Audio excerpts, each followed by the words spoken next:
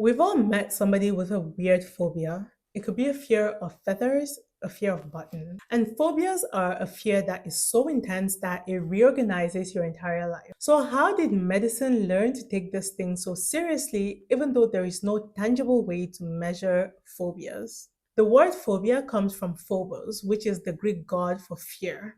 Phobos was the son of Ares and Aphrodite, and he was so terrifying that warriors painted his face on their shields to frighten enemies. And it's not new because very specific, irrational, dilapidating fears have been documented since forever. Hippocrates once wrote about a man who was paralyzed by the sound of a flute. And in the Middle Ages, phobias were attributed to demonic possessions or having a weak moral character. It wasn't until the 1800s that a German physician named Carl Westphal described a patient with agoraphobia, which was having panics in open spaces. And he made the radical argument that it was a neurological situation and not a moral failure. A neurological condition is a disease of the nervous system. He was also backed by people like Sigmund Freud, who, in his framework, added that phobias were displaced anxiety,